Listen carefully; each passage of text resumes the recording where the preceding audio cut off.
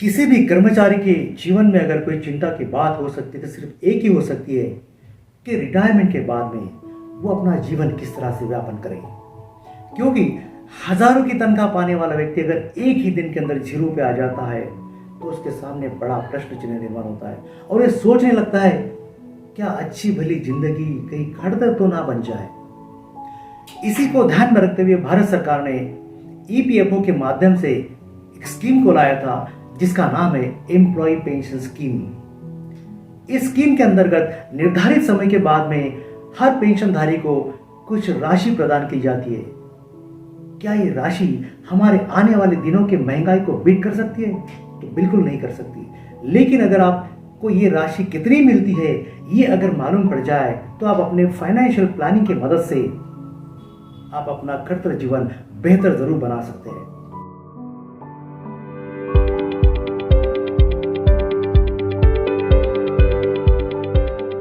अगर आप इस चैनल को पहली बार विजिट कर रहे हैं तो आप इस चैनल को सब्सक्राइब जरूर कर दीजिएगा और साथ में बेल आइकन को भी प्रेस करना ना भूलिएगा ताकि फ्यूचर में आने वाले कंटेंट आपको सीधे मिलते रहे।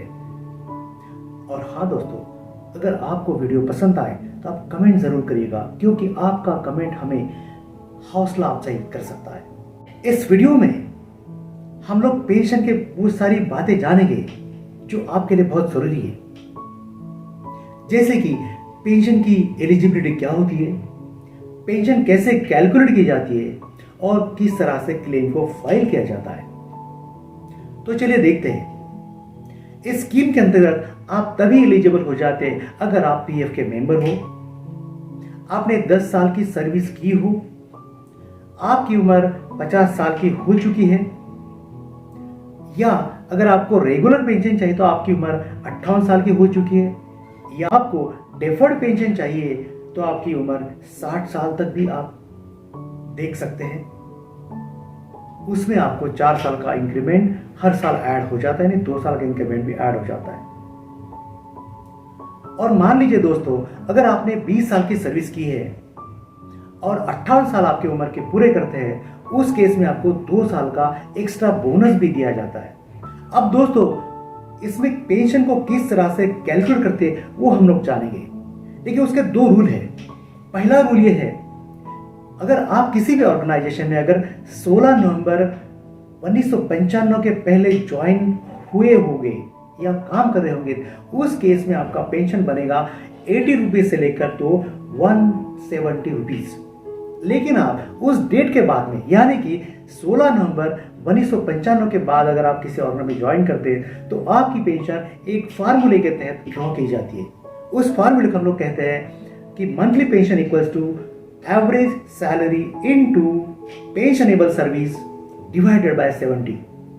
इसके लिए हमने एक एक्सेल शीट बनाई है जिसमें आपको आसानी से ये बातें सारी समझ में आ जाएंगी।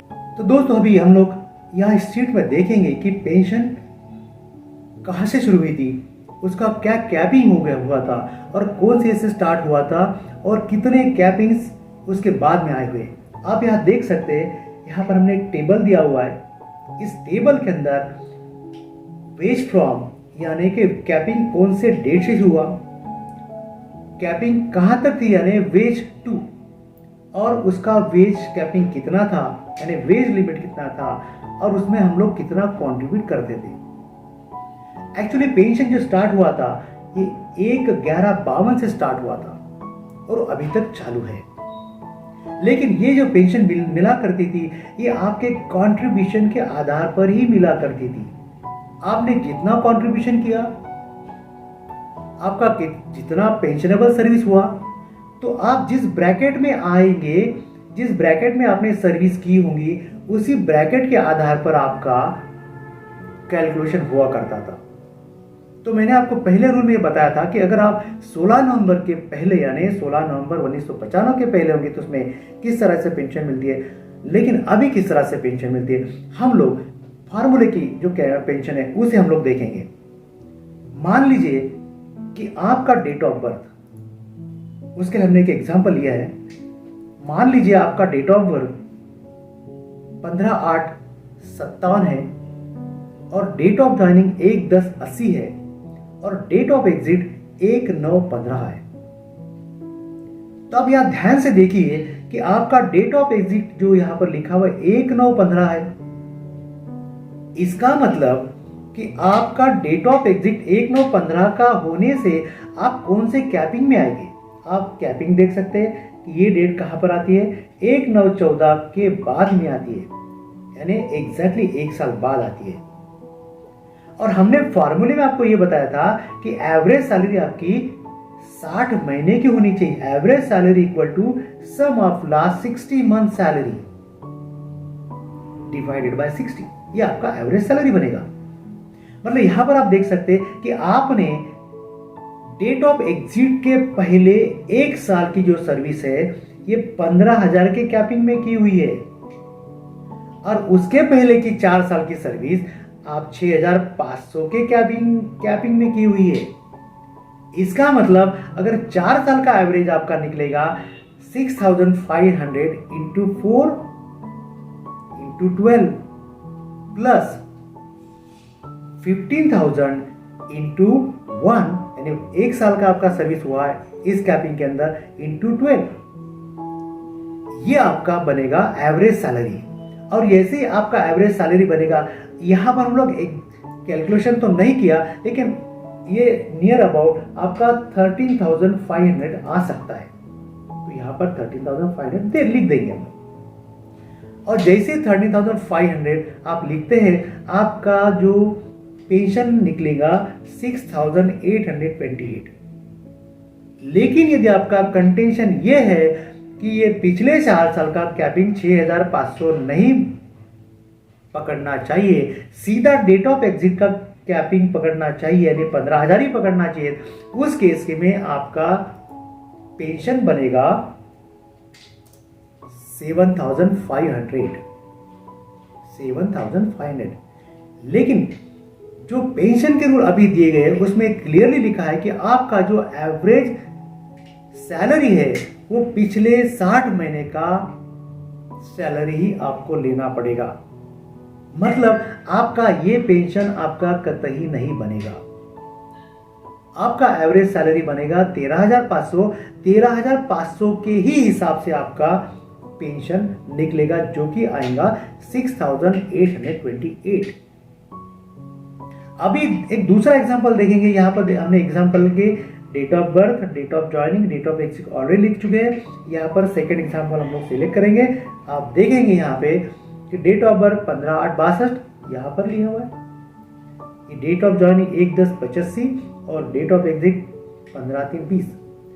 यहाँ देखेंगे आप डेट ऑफ एग्जिट 15/3/20 है। इसका मतलब पिछले 4 साल, पिछले 5 साल का जो एवरेज सैलरी या सीधे इसी कैपिंग के अंदर आता है, 14 + 5 यानी 19, और ये तो आपका डेट ऑफ एग्जिट 20। इसका मतलब पूरे 5 साल आपने इसी कैपिंग के अंदर आपने सर्विस की हुई है। इसका मतलब आपका यहां एवरेज सैलरी सीधा सीधा 15,000 ही होगा। अगर एवरेज सैलरी 15,000 होगा तो उस केस में आपकी पेंशन 7,500 बनेगी।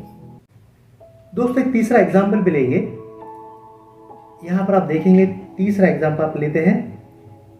तो तीसरे एग्जाम्पल में हमने डेट ऑफ बर्थ 15/8/60 यानी 15/8/60 लिया हुआ है, डेट ऑफ ज्वाइनिंग 1/10/98 और डेट ऑफ एग्जिट 31/8/18।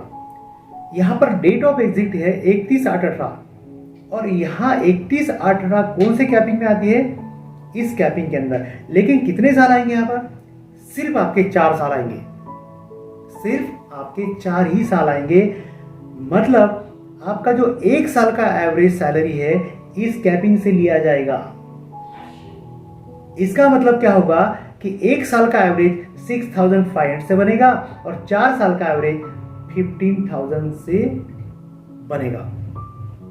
तो उस केस में आपका जो एवरेज सैलरी है नियर अबाउट 14,000 के आसपास तो पक्का बनेगा। आप कर सकते हैं कैलकुलेशन। उस केस में आपकी पेंशन बनेगी 4,451 रुपए। लेकिन आपको यह लगता है कि आपकी पेंशन ये डेट ऑफ एग्जिट के सीलिंग से ही बनेगी, तो उस केस में देखते हैं कितना बनता है, 4,769।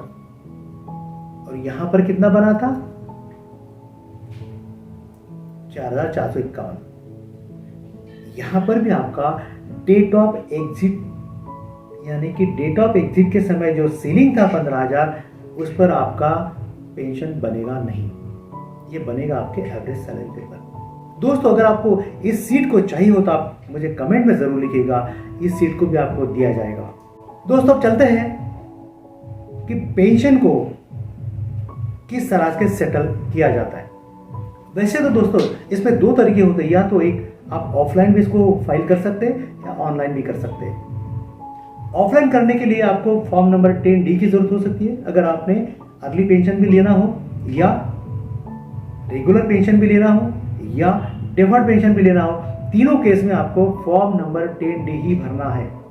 और फॉर्म नंबर 10D में आप जैसे फॉर्म भरते जाएंगे उसमें कौन कौन से अटैचमेंट लगते हैं उसी के साथ में वो लिखा हुआ है कि आपको क्या क्या इंक्लोज करना है।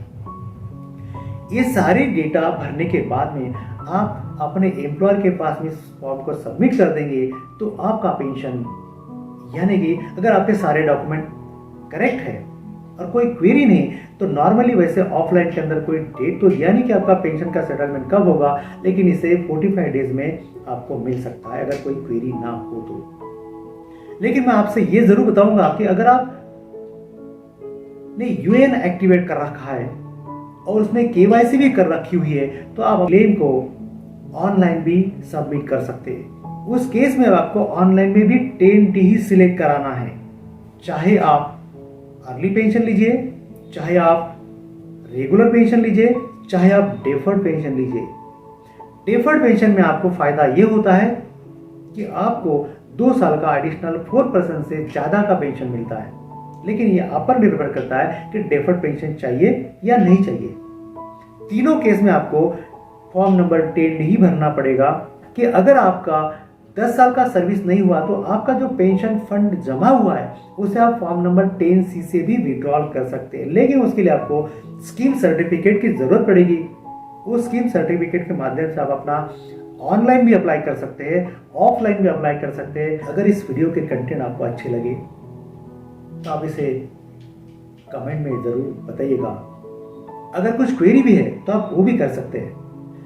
अगर इस वीडियो के अंदर हमने आपको जो शीट बताई अगर वो आपको चाहिए तो आप कमेंट के माध्यम से उससे मांग भी सकते हैं। दोस्तों इस चैनल को हमने अभी तक आपने सब्सक्राइब नहीं किया तो सब्सक्राइब भी जरूर कर दीजिएगा, साथ में बेल आइकन को भी प्रेस कर दीजिएगा ताकि फ्यूचर में आने वाले वीडियो आपको सीधे और लगातार मिलते रहे। अभी के लिए इतना ही और मिलते हैं अगले वीडियो में। तब तक के लिए धन्यवाद। Thanks for watching.